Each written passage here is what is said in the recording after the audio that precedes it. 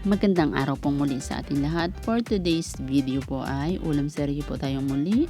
At meron pa ako ditong 2 pirasong pusit. Medyo malaki-laki po siyang konti. Hiniwa ko na po yan at gagawin po natin siyang adobo. Ayan nga po, meron na tayo dyan sibuyas at bawang sa aking kawali. Ginigisa-gisa ko na po yan hanggang sa siya ay malanta-lanta.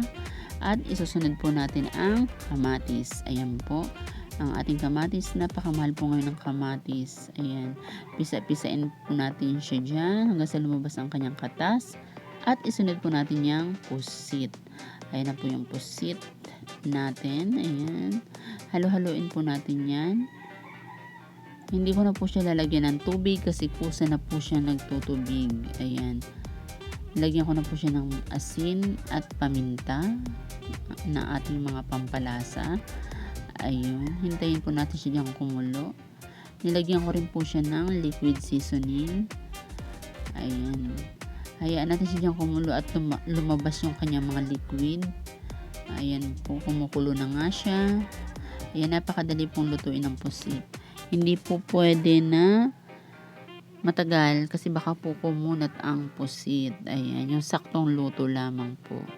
Ayan, halo-haloin natin ng konti. Ayan po ay ayan nilagyan po natin ng asukal at ayan na nga po, lumalabas na ang kanyang mga liquids. Nagkakaroon na siya ng sabaw. Ayan po, dinagdagan ko ng paminta at suka. Ayan, yan po ang typical na nilalagay sa adobo ay suka.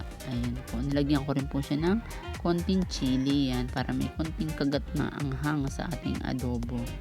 Ayan po. At luto na po yan. Pwede na natin po yan iulam. Yan. Luto na po ang ating adobong pusit. Ito na nga po. At ready na po natin yan lantakan. Ayan po. Sana po ay may nakuha muli kayo sa akin ng konting ulam ideas din sa aking recipe ngayon. Maraming salamat po muli sa inyong panonood. Sana po hindi kayo magsawa na panoorin aking mga videos at please do share po.